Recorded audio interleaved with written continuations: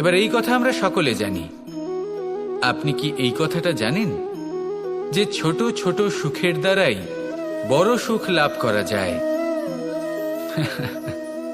একজন বাবাকে দেখুন, সন্তানের জন্ম থেকে তার যুবক হওয়া পর্যন্ত তার সাথে ছোট ছোট সুখ যাপন করেন।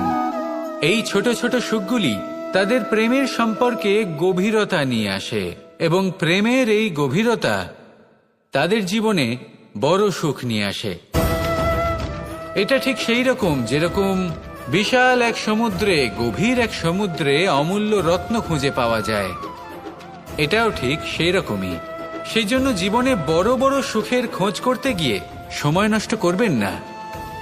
এই যে ছোট ছোট সুখ আছে, এগুলোকে যাপন করা শুরু করুন, এগুলোর আনন্দ লাভ করুন, এগুলো নিয়ে উৎসব পালন করুন, প্রেমের গভীরতা বুঝুন, আর এই গভীর প্রেমে মন নিমজ্জিত করুন। তারপরে দেখুন এই মন আর এই জীবন সুপ্রসন্ন হয়ে বলবে, রাধা রাধা। এই সংসারে যখন সাফল্যের পথে আপনি অগ্রসর হবেন, তখন আপনার পরিশ্রম, একাগ্রতা, সাহসের সাথে সাথে সমাজের মানসিকতাও সহ্য করতে হবে। প্রত্যেক ব্যক্তি কিছু না কিছু ভাবেন, কিছু না কিছু বলেন। কিছু মানুষ এমন আছেন যারা ভাববেন যে আপনি কিছুই করতে পারবেন না, তারা আপনার নিন্দা করবেন, আর এই নিন্দার কথা ভেবেই আমরা ভয়ভীত হয়ে পড়ি। সেই কারণে নিজেদের আশা, নিজেদের বিশ্বাস হারিয়ে ফেলি। এবার যদি সেই নিন্দার ভয়ে আমরা লক্ষ্যচ্যুত হই, তাহলে সেটা অনুচিত। সেই জন্য জীবনে শুধু পরিশ্রম করতে থাকুন, সামনে এগোতে থাকুন। যেই দিন আপনি আপনার লক্ষ্য লাভ করবেন, সেই প্রত্যেক ব্যক্তি যারা নিন্দা করছিলেন তাদের দৃষ্টি আপনা থেকেই পাল্টে যাবে, ঠিক কিনা? এই সংসারকে যা প্রাণ চায় তাই বলতে দিন। যদি আপনি কারোর কথা শুনতে চান, তাহলে নিজের অন্তরের কথা শুনুন, সেটাই আপনাকে উচিত পথে নিয়ে যাবে। সামনে অগ্রসর হতে থাকুন, পরিশ্রম করুন। এমন একটা দিন আসবে যেদিন এই নিন্দুক ব্যক্তিরা আপনার লক্ষ্যপ্রাপ্তির উদাহরণ সবাইকে দেবে। আসুন আমার সাথে ভালোবেসে বলুন, রাধা রাধা। আমরা জীবনে চলতে চাই, সামনে এগোতে চাই, কিন্তু কখনো কখনো এমন হয় যে আমরা আমাদের লক্ষ্য দেখতেই পাই না। আমরা চিন্তিত হয়ে পড়ি, ব্যতীত হয়ে পড়ি, আমরা কিছু বুঝতেই পারি না। এই মন অশান্ত হয়ে যায়। কিন্তু যদি আপনি থেমে যান, তাহলে নিজের পথ এবং নিজের লক্ষ্য থেকে সরে যাবেন। সেই জন্য চলতে থাকুন, থামবেন না। যতদূর পারবেন চলতে থাকুন, যতদূর দৃষ্টি যাচ্ছে চলতে থাকুন। তারপরেই দেখবেন পরবর্তী পথ আপনা থেকেই আপনার সামনে আসবে। কারণ আপনার দৃষ্টির সীমা থাকতেই পারে, দৃষ্টিভঙ্গির সীমা নেই। আপনার পথের সীমারেখা থাকতেই পারে, কিন্তু সেই পথে চলার সাহসের সীমা নেই। সেই জন্য নিজেকে অসীমিত করে তুলুন। এই সীমারেখা আপনা থেকেই দূর হয়ে যাবে, লক্ষ্য নিজে থেকেই দেখতে পাবেন, আর এই মন সুপ্রসন্ন হয়ে বলবে, রাধা রাধা। মানুষ সবসময় চায় যে তার জীবনে যেন কখনো কোনো সমস্যাই না আসে। সে চায় তার জীবন যেন শুধুমাত্র শান্তি এবং সুখের দ্বারা পূর্ণ থাকে। কিন্তু এই চাহিদা অনুচিত কিছু নয়। আমরা সবাই এটাই চাই যে জীবনে সুখ থাক, শান্তি থাক। কিন্তু এই কথা সবসময় মনে রাখবেন, যে সূর্য উদিত হন সংসারকে প্রকাশমান করেন, দুপুরবেলায় সংসারকে রৌদ্র প্রদান করেন, সন্ধেবেলায় তাকেও অস্ত যেতে হয়। এবার আমাদের জীবন চক্র কিছুটা এরকমই। কোনো কিছুই চিরকাল একরকম থাকে না। কখনো এই নদীকে দেখুন, যা বয়ে চলেছে। এই নদী যা বয়ে চলেছে তার পথেও অনেক বিপদ আসে। বড় বড় পাথরের সম্মুখীন হয়ে তাকেও সামনে এগিয়ে যেতে হয়। একটি পুকুর যা চারদিক থেকে ঘেরা, তার জীবনে কিন্তু কোনো সমস্যা নেই। কিন্তু এই সংসারে পুকুরের পুজো করা হয় না, পুজো করা হয় নদীকে। মনে রাখবেন, সমস্যার ঊর্ধ্বে তিনি উঠতে পারেন যিনি সমাধি লাভ করেছেন, যিনি এই সংসারেই নেই। যিনি এই সংসারে আছেন এবং জীবিত আছেন, তার জীবনের সমস্যা হলো শ্বাসবায়ুর মতোই গুরুত্বপূর্ণ। আসুন আমার সাথে ভালোবেসে বলুন, রাধা রাধা। আমরা সবাই জীবনে সুখ লাভ করতে চাই। শুধু জীবনে কেন, জীবনের পরেও আমরা সুখ লাভ করতে চাই। আমরা সকলে স্বর্গের কামনা করি। কিন্তু খুব সহজ একটা কথা, যদি আপনি স্বর্গ লাভ করতে চান তাহলে প্রথমে মৃত্যু লাভ করতে হবে। আপনি যদি প্রাণই না দেন তাহলে আপনি স্বর্গ লাভ কিভাবে করবেন, তাই না? শুধু এই ছোট্ট একটা বিষয় দ্বারা আমরা জীবনে অনেক কিছুই শিখতে পারি। যদি আপনার কোনো লক্ষ্য থাকে, কোনো মনোবাঞ্ছিত স্থান থাকে, কোনো বড় কাজ আপনি করতে চান, তাহলে সেই সবই হবে। কিন্তু শুধুমাত্র কামনা করলে হবে না, আপনাকে কর্ম করতে হবে, নিরন্তর প্রয়াস, পরিশ্রম, পথ খুঁজতে হবে, সামনে অগ্রসর হতে হবে। কখনো অসফল হলে তার কারণ খুঁজতে হবে, বিপদের সম্মুখীন হতে হবে, অন্তর থেকে নিজের শক্তি বাড়িয়ে তুলতে হবে। তবেই আপনি নিজের লক্ষ্য লাভ করতে পারবেন, মনোবাঞ্ছিত স্থান পাবেন। মহান নদী গঙ্গা একটি বিন্দু দ্বারা শুরু হয়, ধীরে ধীরে অগ্রসর হয়। কোনো পাথরে ধাক্কা খেলেও সে থামে না, বরং এগোতেই থাকে। তারপরেই সে মহান নদী গঙ্গা হয়ে উঠতে পারে। পরিশ্রম করুন, লক্ষ্য লাভ করুন, আর আমার সাথে ভালোবেসে বলুন, রাধা রাধা। এই সংসারে জয়লাভ করার জন্য, সাফল্য লাভের জন্য শক্তি, ধৈর্য, সাহস, মিত্রদের সঙ্গ, এই সব ছাড়া আর কি আছে যা অত্যন্ত প্রয়োজনীয়? বিশ্বাস। সত্যি কথা বলতে এই বিশ্বাস অত্যন্ত অমূল্য, কিন্তু এটা দুদিক খোলা তলোয়ারের মতো। এটা আপনাকে বলশালীও করে তুলতে পারে, শক্তিশালীও করে তুলতে পারে, আবার দুর্বলও করে তুলতে পারে। কিভাবে? যদি আপনি শুধুমাত্র অন্যের উপরে বিশ্বাস করেন যে ওনারা সবাই আমাকে সামলে নেবেন, আপনার বিশ্বাস শুধুমাত্র অন্যের ওপর, আর সেই বিশ্বাসের ভিত্তিতে আপনি কর্ম করেন, তাহলে আপনি দুর্বলই হয়ে উঠবেন। কিন্তু এই বিশ্বাস যদি আপনি নিজের ওপর রাখেন যে যাই হয়ে যাক না কেন, আমি নিজেকে ঠিক সামলে নেব, আমি আমার পথ বানিয়ে নেব, সব বিপদের সম্মুখীন আমি নিজে হব এবং জীবনে সামনে এগোতে থাকব, তাহলে এই বিশ্বাস আপনাকে বলশালী করবে। এবার সিদ্ধান্ত আপনার যে আপনি কি চান, এই বিশ্বাস আপনাকে বলশালী করবে নাকি দুর্বল, ভেবে দেখুন। আর আমার সাথে ভালোবেসে বলুন, রাধা রাধা। কথায় আছে যে স্বপ্ন এবং লক্ষ্য হলো একটি মুদ্রারই দুটি দিক। যতক্ষণ না স্বপ্ন দেখছেন ততক্ষণ বুঝবেন কি করে আপনার লক্ষ্য কি? স্বপ্ন দেখে যদি নিজের লক্ষ্য বুঝতে পারেন, সেটা পেতে চান, তবেই সেটা লাভ করতে পারবেন। কিন্তু স্বপ্ন এবং লক্ষ্য এই দুইয়ের মধ্যে একটা ভারসাম্য রয়েছে, যেটা বজায় রাখা প্রয়োজনীয়। একে আমরা বলে থাকি পরিশ্রম। দেখুন, যদি আপনি স্বপ্ন দেখতে চান তাহলে পরিশ্রম ত্যাগ করে নিদ্রা লাভ প্রয়োজন। কিন্তু যদি আপনি লক্ষ্য লাভ করতে চান তাহলে আপনাকে নিদ্রা ত্যাগ করে পরিশ্রম করতে হবে। তাই আলস্য ত্যাগ করুন এবং সিদ্ধান্ত নিন যে আপনি কি চান। আপনার জীবনের এই তুলাদণ্ডে স্বপ্নের পাল্লা ভারী হওয়া প্রয়োজন নাকি লক্ষ্যের? আমার মতে এই দুইয়ের মধ্যে যদি ভারসাম্য বজায় রাখেন তবে পথ নিজে থেকেই সামনে আসবে। শুধু সেই পথে অগ্রসর হতে থাকুন এবং আমার সাথে ভালোবেসে বলুন, রাধা রাধা। বস্ত্র আমাদের সকলের প্রিয়, এটা আমাদের জীবনযাপনের জন্য প্রয়োজনীয়।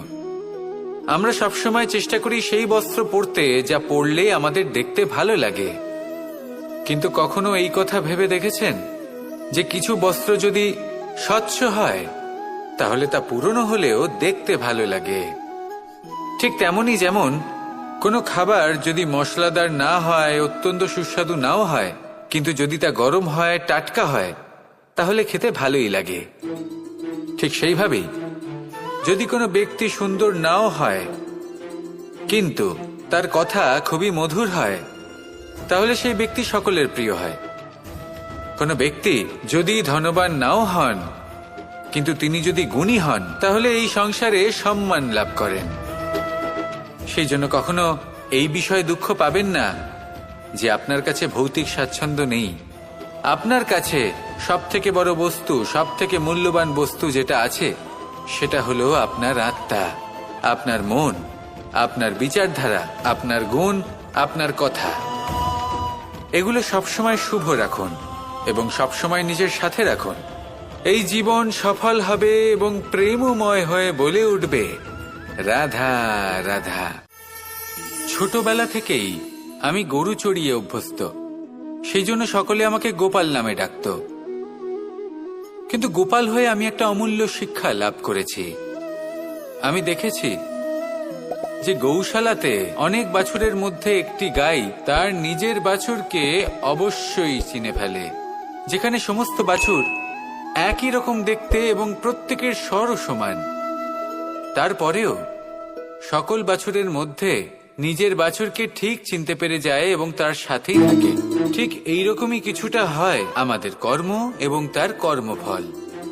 আপনি সবার মাঝে থেকেও কোনো কর্ম যদি করেন, সেই কর্মফল সবার মধ্যে আপনাকে চিনে ফেলবে এবং আপনার সাথেই থাকবে।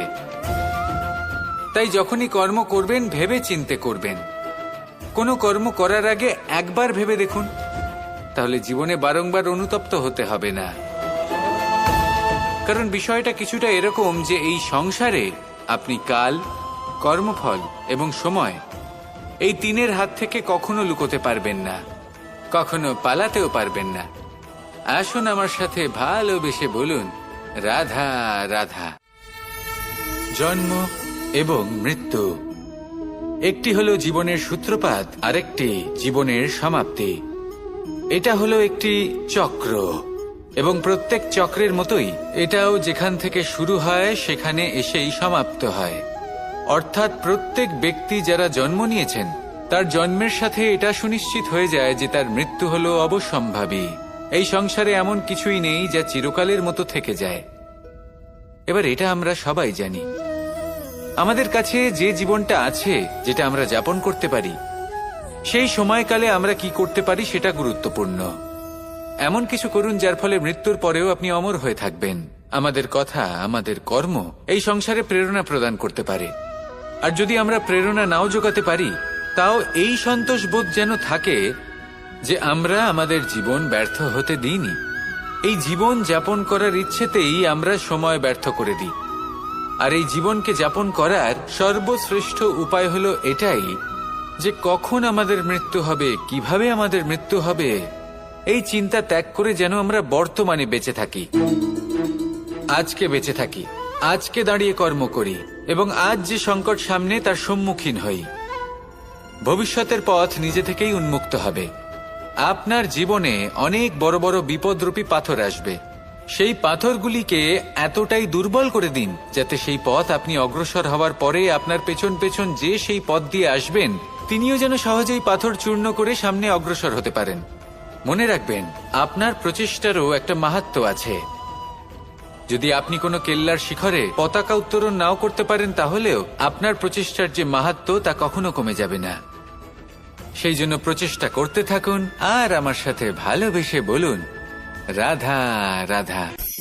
মানুষের একটি সমস্যা আছে যে মানুষ সাফল্যকে মাপতে থাকেন, লক্ষ্যপ্রাপ্তিকে মাপতে থাকেন এবং তার তুলনা করতে থাকেন যে ও এত কিছু পেল আর আমি পেলাম না, ওর কাছে এত কিছু আছে কিন্তু আমার কাছে নেই।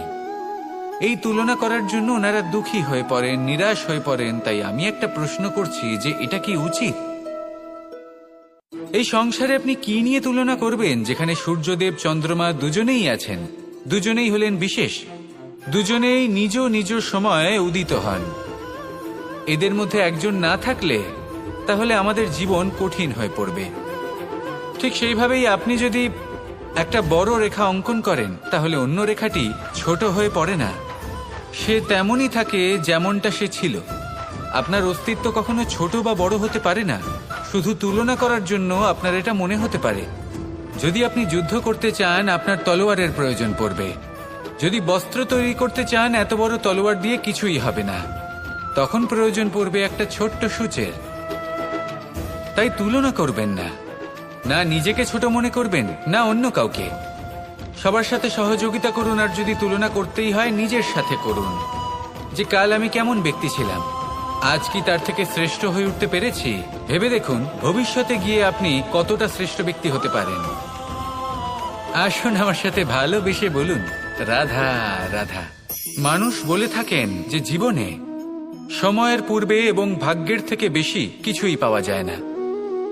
এটা যার যার নিজের বক্তব্য। আমি বলবো এই সময় আসলে কি?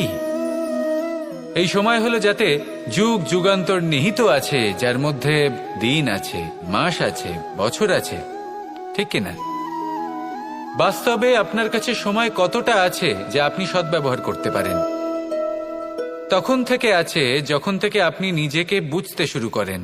ততক্ষণ আছে যতক্ষণ না আপনি এই সংসার ছেড়ে চলে যাচ্ছেন। শুধু এটুকু সময় আছে আপনার কাছে। আর যদি ভাগ্যের কথা বলা হয়, তাহলে ভাগ্য হলো সেই পরিস্থিতি যখন মানুষ নিজেকে সময়ের হাতে সমর্পণ করে দেন, তাকে ভাগ্য বলে। অর্থাৎ আপনি জীবনে পরিশ্রম করেছেন, বিপদের সম্মুখীন হয়েছেন, সামনে এগিয়ে গেছেন, কোথাও পৌঁছে গেছেন, এবং তখন আপনার মনে হলো যে ব্যাস এখানেই থেমে যাওয়া উচিত। তাহলে সেটাই হবে আপনার ভাগ্য। যদি ভাগ্যের কথা বলা হয়, তাহলে বলবো সত্যবানের ভাগ্যে মৃত্যু লেখা ছিল, কিন্তু সাবিত্রীর কর্ম তাকে পুনর্জীবিত করে তুলেছিল। অর্থাৎ এই ভাগ্য বদল করা সম্ভব কর্ম এবং পরিশ্রমের দ্বারা। ভেবে দেখুন, রাবণ মাতা সীতাকে হরণ করেছিল। যদি শ্রীরাম সেটাকে ভাগ্য বলে মেনে নিতেন, তাহলে কখনো ভাগ্য বিধাতা হয়ে উঠতে পারতেন না। ভাগ্য হলো একটা বাঁধন যেটাকে ভেঙে ফেলা খুব প্রয়োজনীয়। নিজের লক্ষ্যের কাছে পৌঁছতে হবে। হতেই পারে এই লক্ষ্য হলো পরমাত্মার কাছে পৌঁছে যাওয়া। আপনি যদি পরমাত্মার কাছে পৌঁছতে নাও পারেন, তাও সেই পথে কিছুটা অগ্রসর হতে পারছেন, তাই না? তাহলে ভাগ্যের এই বাঁধন ভেঙে ফেলুন, নিজের কর্মের দ্বারা নিজের প্রারব্ধ গড়ে তুলুন, এবং আমার সাথে ভালোবেসে বলুন, রাধা রাধা। এই সংসারে নির্মাণের বিষয়ে জ্ঞান লাভ করার পূর্বে ধ্বংসের বিজ্ঞান বুঝে নেওয়াও খুব প্রয়োজনীয়। যখনই আমরা ব্যায়াম করি তখন কি হয়? আমাদের পুরনো মাংসপেশি নষ্ট হয়ে যায়, এবং সেই মাংসপেশির স্থানে আমরা নতুন মাংসপেশির নির্মাণ করে থাকি। যেমন একটা নতুন ইমারত গড়ে তোলবার পূর্বে পুরাতন ইমারতকে ভঙ্গ করে দিতে হয়, তবেই তো সেই স্থান সজীব হবে, ঠিক কিনা? এবারে জ্ঞান এবং বিজ্ঞান ছাড়াও এমন কিছু আছে যা কিনা অত্যন্ত গুরুত্বপূর্ণ। তা হলো সীমা পার করে যাওয়া। এই যে সীমা, এই যে নিয়ম, তা মানুষের জন্যই বানানো, তাকে নিয়ন্ত্রণ করার জন্য তৈরি করা হয়েছে। এমন অনেক সীমা, এমন অনেক নিয়ম মানুষের জন্য অত্যন্ত মঙ্গলকারী। কিন্তু কিছু এমন সীমা আছে, কিছু এমন নিয়ম আছে যা মানুষের লঙ্ঘন করে যাওয়া অতি আবশ্যক। যতক্ষণ না এই সীমা লঙ্ঘন করছেন, নিজের নতুন অস্তিত্বকে খুঁজেই পাবেন না, সেই স্থানে পৌঁছতেই পারবেন না যেখানে সংসার তাকে চিরস্মরণীয় করে রাখবে। সেই জন্য জীবনে যাই করবেন, সীমা অতিক্রম করে যান। যদি পরিশ্রম করেন, তাহলে সীমা অতিক্রম করে পরিশ্রম করুন। যদি লক্ষ্যের দিকে অগ্রসর হন, তাহলে সীমা অতিক্রম করে অগ্রসর হন। কোনো সীমারেখা যাতে না থাকে, সেই সর্বোচ্চ স্থান দেখুন এবং অগ্রসর হন। এই সংসারে অগ্রসর হওয়ার জন্য এই সীমারেখা বুঝে নেওয়া এবং তা অতিক্রম করার জ্ঞান লাভ করা প্রয়োজনীয়। আসুন আমার সাথে ভালোবেসে বলুন, রাধা রাধা। আমরা সবাই এই সংসারে সূর্যের মতো হয়ে উঠতে চাই, সূর্যের মতো তেজস্বী, প্রকাশময়, যশস্বী। সূর্যের মধ্যে এতটাই তেজ থাকে যে সবাই তার সামনে নত হয়ে থাকে। সেই কারণেই সূর্যকে যশদানের গ্রহ বলা হয়। আমরা সবাই সূর্যের মতো উজ্জ্বল হতে চাই, কিন্তু তার জন্য সূর্যকে প্রত্যেক দিন জ্বলতে হয়। এই সংসারে শুভ ভাব, পবিত্রতা নিয়ে আসার জন্য, প্রকাশ ছড়িয়ে দেওয়ার জন্য সূর্যকে প্রত্যেক দিন অস্তও যেতে হয়, আবার উদিতও হতে হয়, প্রত্যেক দিন জ্বলতে হয়। সূর্য একদিনের জন্য অবকাশ লাভ করেন না। আর যদি অবকাশ পেতেন, তাহলে সূর্যকে আর সূর্য বলা হতো না, তাই না? সেই জন্য আপনি যদি সূর্যের মতো হয়ে উঠতে চান, সেই রকম উজ্জ্বল হতে চান, তেজস্বী হতে চান, তাহলে সূর্যের মতো জ্বলতে হবে। অর্থাৎ অগাধ পরিশ্রম করতে হবে। আসুন আমার সাথে ভালোবেসে বলুন, রাধা রাধা। যদি আমি স্থির করি, যদি নিশ্চিত করি একটা মূর্তি গড়ে তুলব, আর কিছুক্ষণ সেই কাজটা করে আবার কিছুক্ষণ পরে বন্ধ করে দিই, আবার কিছুক্ষণের জন্য কাজটা করে আবার সেই কাজ বন্ধ করে দিই, আবার কিছুক্ষণের জন্য কাজটা করে বলি ক্লান্ত লাগছে, কিছুক্ষণের জন্য বিশ্রাম নিয়ে নিই, যদি এইভাবে আমি কাজটা করি তাহলে কি এই কাজ উচিত সময় এবং উচিতভাবে সম্পন্ন হবে? কখনোই নয়। শুধু তাই নয়, যে কোনো কাজ যদি পূর্ণ করতে হয়, উচিতভাবে করতে হয়, উচিত সময়ের মধ্যে করতে হয়, তাহলে প্রয়োজন সততার এবং অখণ্ড প্রচেষ্টার। সততা ছাড়া আপনি যে কাজই করুন না কেন, উচিত সময় তা সম্পূর্ণ হবে না, আর মনোবাঞ্ছিত ফল আপনি কখনোই পাবেন না। তাই যে কাজই আরম্ভ করুন না কেন, সততার সাথে এবং অখণ্ড প্রচেষ্টার সাথে করুন। তখনই কর্ম এবং তখনই এই জীবন সফল হবে এবং এই মন প্রসন্ন হয়ে বলবে, রাধা রাধা। জ্ঞান এবং অহংকার, এই দুইয়ের মধ্যে সম্পর্ক কোথায়? সম্পর্ক ঠিক সেরকম যেরকম হাত এবং কাকনের, যেমন চোখ এবং দৃষ্টির সম্পর্ক। এবার আপনি বলবেন, এ আমি কি বলছি? জ্ঞান এবং অহংকারের এমন সম্পর্ক কি করে হতে পারে? দেখুন, যে ব্যক্তি জ্ঞানী, যার কাছে জ্ঞান রয়েছে এবং তিনি জানেন যে তার কাছে জ্ঞান রয়েছে, তার মধ্যে নিজে থেকেই অহংবোধ জাগ্রত হয়। খুব কম সংখ্যক এমন জ্ঞানী ব্যক্তি আছেন যারা নিজেদের অহংকারের বিষয়ে আঁচ করতে পারেন। প্রকৃত জ্ঞানী হলেন তিনি, যিনি নিজের জ্ঞানের সদ্ব্যবহার করে অহংকারকে দূর করেন। উচিত সময়ে বুঝে যান, নিজের অন্তর যাচাই করে এই বিষয়টা দেখেন যে তার অন্তরে অহংবোধ জাগ্রত হচ্ছে এবং নিজেকে সেখানেই থামিয়ে দেন, যাতে অহংকারের পথে তিনি অগ্রসর না হয়ে যান। এই অহংকার কখন উচিত, কখন অনুচিত, কখন প্রয়োগ করা উচিত, উচিত নয়, কখন বাধা দেওয়া উচিত, এটা শেখা অত্যন্ত প্রয়োজনীয়। আর যদি এটা আপনি শিখতে পারেন, তাহলে আপনি একজন জ্ঞানীও হয়ে উঠবেন এবং সুখীও থাকবেন। তাই মনে রাখবেন, এই জ্ঞান নিয়ে কখনোই অহংকার করবেন না, বরং সবসময় নিজের অহংবোধের বিষয়ে প্রকৃত ধারণা রাখবেন। আসুন আমার সাথে ভালোবেসে বলুন, রাধা রাধা। এই সংসারে সব থেকে বেশি কঠোর এবং বলশালী ধাতু হল লৌহ, অর্থাৎ লোহা। হয়তো সেই জন্যই সকল অস্ত্র, সকল শস্ত্র, সকল বাহন, যখনই এদের নির্মাণ হয় তখন সব থেকে বেশি ব্যবহার এই লোহাকে করা হয়। এবার এই লোহার একটা বিশেষ গুণ রয়েছে, সেটা এটাই যে লোহাকে আপনি অন্য কোনো ধাতু দিয়ে কাটতে পারবেন না। লোহা দ্বারাই লোহাকে কাটা সম্ভব। এবার এটা কিভাবে সম্ভব? যে লোহাকে কাটতে হবে তাকে গরম করা হয়, যে লোহা দ্বারা কাটতে হবে সেটাকে ঠান্ডা রাখতে হয়। অর্থাৎ ঠান্ডা লোহা দ্বারা গরম লোহা কাটা হয়। এবার এই যুক্তি, তার প্রয়োগ আমাদের জীবনেও করা যেতে পারে। যদি আপনার কাছে শক্তি থাকে, যদি আপনি বুদ্ধিমান হন, আর যদি আপনার মন স্থির হয়, শান্ত হয়, তাহলে এই সংসারকে আপনি বদলাতে পারবেন। কিন্তু যদি আপনি শক্তিশালী হন, বুদ্ধিমান হন, কিন্তু আপনার মন অস্থির হয়, আপনার মন স্থির না থাকে, কোথায় কোথায় আপনি রেগে যান, তাহলে আপনি কখনোই সংসার বদলাতে পারবেন না। যদি পরিস্থিতিকে নিজের মতো গড়ে নিতে হয়, তাহলে ধৈর্য, সংযম এবং স্থিরতার শীতলতাকে আপন করে নিতে হবে। আসুন আমার সাথে ভালোবেসে বলুন, রাধা রাধা। এই সংসারে সব থেকে বেশি কোমল বস্তু হল রেশম। এই রেশম এতটাই কোমল হয় যে এর পুরো একটা থান শুধুমাত্র একটা হাতে ধরা সম্ভব। কখনো ভেবে দেখেছেন এই রেশম কিভাবে হয়? একটি কীট তার লালার দ্বারা উৎপন্ন হয়। এই কীট সেই রেশমকে পাক দিতে থাকে, পাক দিতেই থাকে, দিতেই থাকে, আর আস্তে আস্তে তার মধ্যেই জড়িয়ে পড়ে। শেষে ওর এই সুন্দর অমূল্য সৃষ্টি রেশমের এই সুতো তার নির্মাণ কার্য পূর্ণ হয়, কিন্তু তাতেই ও নিজে বন্দী হয়ে যায়। নিজেরই মায়াজালের এই বন্দী গৃহে নিজেই ফেঁসে যায়। এবার এই সুতোকে ব্যবহারযোগ্য করে তোলার জন্য এই কীটগুলিকে এই কবচের সাথেই ফুটন্ত জলে ফেলে দেওয়া হয়।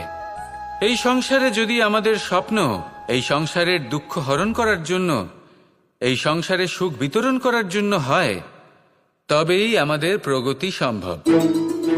যদি আমাদের এই স্বপ্ন শুধুই আমাদের এবং আমাদের স্বার্থ সিদ্ধির জন্য হয়, তাহলে এই স্বপ্ন আমাদের অন্ধ করে দেবে, আমাদের অন্ধকারের পথে নিয়ে যাবে, আর আমরাও সেই কীটের মতো হয়ে যাব। নিজেদেরই মায়াজালে আমরা নিজেই ফেঁসে যাব, আর শেষে আমরা যদি কিছু লাভ করি তা হবে একাকিত্ব, অন্ধকারময় মৃত্যু। তাই স্বপ্ন অবশ্যই দেখুন, কিন্তু এমনভাবে স্বপ্ন দেখবেন না যে তার এই বন্দিগৃহে আপনি নিজেই ফেঁসে গেলেন। স্বপ্ন দেখুন পরোপকারের, পরমার্থের, সবাইকে উদ্ধারের, অন্ধকারের নয়। তবেই কল্যাণ হবে, আর তবেই এই হৃদয় প্রসন্ন হয়ে বলবে, রাধা রাধা। নন্দ বাবাও খেলার ছলে খুব বড় বড় শিক্ষা দিতেন। অনেকদিন আগেকার কথা, বাবা আমার জন্য একটা মানচিত্র নিয়ে এলেন। এটা ছিল জম্বুদ্বীপের মানচিত্র, ঠিক যেন একটা ধাঁধা, যা টুকরো টুকরো করে বিভিন্ন দিকে ছড়ানো, যেগুলোকে আমায় জুড়তে হতো। ব্যাস শুধু এটুকুই ছিল আমার কাজ। আমি বারবার প্রচেষ্টা করলাম, কিন্তু বারবার অসফলই রয়ে গেলাম। বাবা এটা দেখলেন এবং হাসলেন। বাবা বললেন, একটা কাজ করো, এই প্রত্যেকটি অংশকে উল্টে রাখো। আমিও উল্টে রাখলাম। তারপরে দেখলাম প্রত্যেক অংশে মানুষের শরীরের কোনো না কোনো অংশ চিহ্নিত। কোথাও হাত আছে, পা আছে, কোথাও মুখ আছে। বাবা বললেন যে এবার এটা জুড়তে চেষ্টা করো।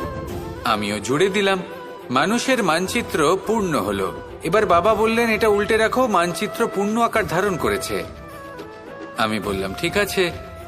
আমি উল্টে রাখলাম, দেখলাম জম্বুদ্বীপের মানচিত্র পূর্ণ হয়েছে। বাবা বললেন, যদি দেশকে সফল করে তুলতে চাও, শক্তিশালী করতে চাও, স্থির বানাতে চাও, তাহলে সবার আগে দেশবাসীকে একত্রিত করতে শেখো। সকল সৈন্যগণ যখন একজোট হয়ে দাঁড়াবে, তখন দেশের শক্তি আরো বেড়ে যাবে। শুধু তাই নয়, বাবা বললেন, যদি ভালোবাসার সাথে জড়িয়ে পড়ো, তাহলে পরমাত্মাও তোমার সামনে এসে দেখা দেবেন। তাহলে এটাই করুন, আর আমার সাথে ভালোবেসে বলুন, রাধা রাধা। আসতে চলেছে দোল উৎসব। দোল অর্থাৎ রং, দোল অর্থাৎ প্রেম, দোল অর্থাৎ রাধা কৃষ্ণ। কখনো ভেবেছেন কেন এই দোল উৎসব রাধা কৃষ্ণের সাথে জড়িত? উত্তর সহজ। রাধা আর কৃষ্ণ পৃথিবীতে এসেছে প্রেম শেখাতে, আর পৃথিবী তৈরি হয়েছে পঞ্চরঙের পঞ্চ পদার্থ দিয়ে: ভূমি, বায়ু, অগ্নি, জল আর আকাশ। দোলের এই উৎসব না শুধুমাত্র রাধা আর কৃষ্ণের প্রেমের প্রতীক, বরং পৃথিবীতে এই পঞ্চ পদার্থের মিলনেরও প্রতীক। সেই পদার্থ যা না কেবল এই পৃথিবী তৈরি করে, বরং সেই মানুষদেরও সৃজন করে যারা এই পৃথিবীতে বাস করেন।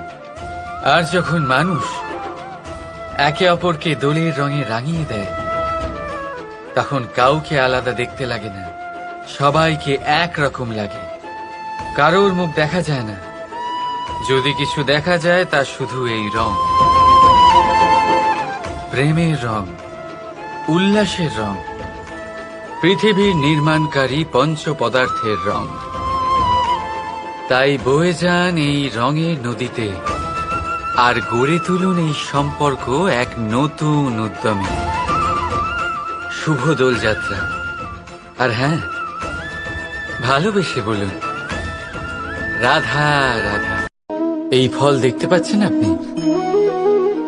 সবাই জানে এই ফলের থেকে বেরোনো বীজ একটা নতুন বৃক্ষকে জন্ম দেবে। যে নতুন বৃক্ষ আবার এমন এক ফলের জন্ম দেবে। কিন্তু আপনি কি কখনো ভেবে দেখেছেন ফল আর বীজের সম্পর্ক এতই গভীর, অথচ বৃক্ষের মূল আর বৃক্ষের শাখার মধ্যে এত দূরত্ব কেন? কারণ দূরত্ব অতি আবশ্যক।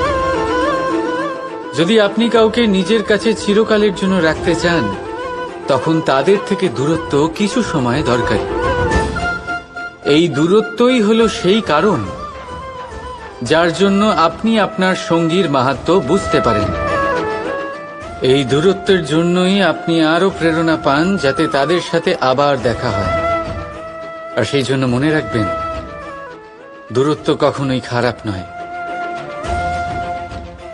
ফলের থেকে বীজের এই দূরত্বই নতুন ফল হওয়ার কারণ হয়ে দাঁড়ায়। প্রেমের আসল পরীক্ষা হয় এই দূরত্ব দিয়েই।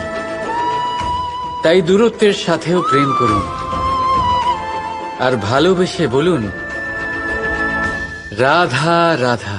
আকাশ থেকে ঝরে পড়া বৃষ্টির ফোঁটা বড়ই শীতল, মিষ্টি আর পবিত্র হয়, কিন্তু সবার ভাগ্য ভিন্ন ভিন্ন হয়। এবারে দেখুন, যদি কোনো ফোঁটা কলা পাতায় পড়ে তা শিশির হয়ে থেকে যায়, প্রকৃতির সৌন্দর্য বাড়ায়, প্রাণীদের তৃষ্ণা মেটায়।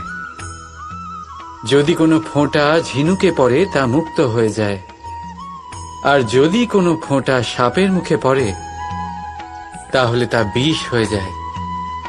এখানে সবার উৎপত্তি একই, কিন্তু গুণ ভিন্ন ভিন্ন হয়। কেন? কি কারণ এটার? কারণ হলো সংস্পর্শ। সংস্পর্শ বড়ই প্রভাবশালী হয়। চাইলে সে আপনার উত্তরণ ঘটাতে পারে, আবার চাইলে আপনার পতনও ঘটাতে পারে। এবার বৃষ্টির ফোঁটা এটা চয়ন করতে পারে না যে তার সংস্পর্শ কি হবে, তার ভাগ্য কি হবে। কিন্তু আমরা তো মানুষ, আমরা তো আমাদের সঙ্গ বাছতে পারি। তাই ভাবনা চিন্তা করে নিজের সঙ্গ বাছুন। এই চয়ন কিন্তু আপনারই, আর এর পরিণামও আপনাকেই ভোগ করতে হবে। রাধা রাধা।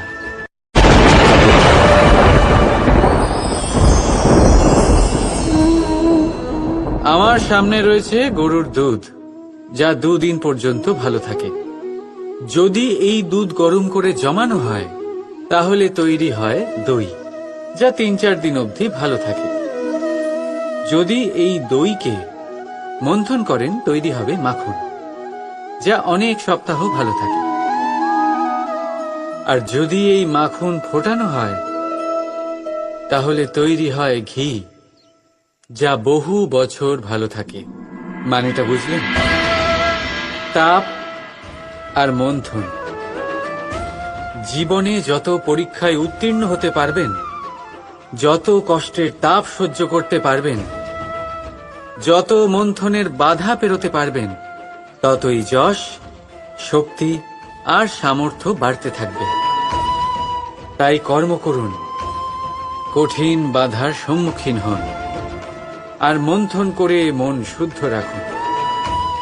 মন প্রসন্ন হয়ে বলবে, রাধা রাধা। দৃষ্টি মানুষকে দেওয়া প্রকৃতির অন্যতম শ্রেষ্ঠ উপহার। সেই দৃষ্টি যার জন্য মানুষ এই সংসার দেখতে পারে, নিজের পথ দেখতে পারে। কিন্তু সংসারে দৃষ্টি লাভ করেও সবাই মহান হতে পারে না, প্রসন্ন হতে পারে না। প্রসন্ন শুধুমাত্র তারাই হয় যাদের দৃষ্টিভঙ্গি শুভ হয়। এবারে যারা গোলাপে শুধুমাত্র কাঁটা খুঁজে পায়, তাদের হাত অবশ্যই সেই কাঁটা দ্বারা আঘাতপ্রাপ্ত হয়, কারণ তাদের দৃষ্টি শুধুমাত্র কাঁটা অবধি সীমিত থাকে। কিন্তু সুগন্ধ প্রস্তুতকারক পাপড়ি অবশ্যই খুঁজে বার করেন। কেন? একটু ভেবে দেখুন। যারা অন্ধকারে আলো পেতে চান, তাদের কাছে প্রদীপ ও সূর্যের মতো মনে হয়। কিন্তু যারা খুঁত বার করতে চান, তারা সেই প্রদীপের নিচে অন্ধকারই খুঁজে পান।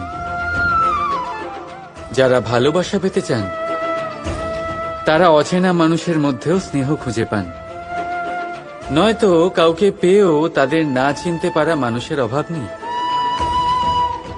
দৃষ্টি আমাদের দেখায়, কিন্তু দৃষ্টিভঙ্গি আমাদের সেটা দেখায় যা আমরা দেখতে চাই।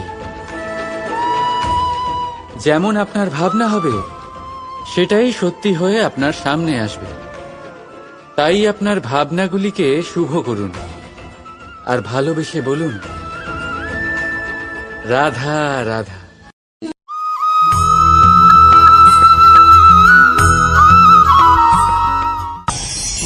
আজ আপনাকে একটা গল্প শোনাচ্ছি। একদিন এক ব্যক্তি নিজের দ্বারে লিখে দিলেন, আজ আমি ভীষণ দুঃখী, আজ আমার সাথে কেউ দেখা করতে আসবেন না। কিছুক্ষণ পরে তার এক বন্ধু এলো, সে সেই লেখা পড়ল, তাও গিয়ে তার সাথে দেখা করল। সে বলল, আমি লেখাপড়া জানি না, কিন্তু আমার বন্ধুর মনের এই বেদনা, এটা আমাকে সবসময় ডাক দেয়। এরাই হলো আসল বন্ধু। কোনো কারণে আপনি যদি দুঃখ পান, কোনো সমস্যার সমাধান না বের করতে পারেন, এই সংসার থেকে আলাদা হয়ে যেতে চান, তাও এই বন্ধু আপনার সাথেই থাকবে। সমস্যার সমাধান না দিতে পারলেও আপনার সম্বল হয়ে অবশ্যই থাকবে। হয়তো আপনার দুঃখ কম করতে পারবে না, কিন্তু আশার আলো অবশ্যই দেখাবে। যখন আপনি সংসারের থেকে আলাদা হয়ে যান, তখনও আপনার সাথে যুক্ত থাকে আপনার এই বন্ধু, আসল বন্ধু। এবারে আমরা মানুষেরা বড়ই বিচিত্র। তারা সব সময় যে কোনো জিনিসের মাহাত্ম্য দুবার বুঝতে পারে। এক, তা পাওয়ার আগে। দুই, তা হারাবার পরে। এবারে ঠিক এরকমই আমাদের বন্ধুরাও হয়। যদি আজ আপনার বন্ধুরা আপনার সাথে থাকে, তাদের প্রতি কৃতজ্ঞ থাকুন, তাদের প্রসন্ন রাখুন, তাদের মাহাত্ম্য বুঝুন। কারণ একবার আপনি এদের হারালে, অনুতাপ করলেও আর এদের ফেরত পাবেন না। তাই ভালোবাসুন, বন্ধুত্ব বজায় রাখুন, আর আমার সাথে প্রসন্ন হয়ে বলুন, রাধা রাধা। আমাদের মধ্যে বহু মানুষ মাঝে মাঝে নিজেকে অকর্মণ্য মনে করি, ভেবে নিই যে এত চেষ্টা করার পরেও কিছুই পেলাম না, আর হয়তো পরেও কিছুই পাবো না। আর সেই জন্য নিজের জীবনের সমস্ত বোঝা অন্য কারোর কাঁধে চাপিয়ে দিই, নিজের ওপরে বিশ্বাস হারিয়ে ফেলি। কেন বুঝতে পারেন না এই কথাটা, যে যতক্ষণ না পায়ে কোনো কাঁটা ফুটবে, ব্যক্তি কি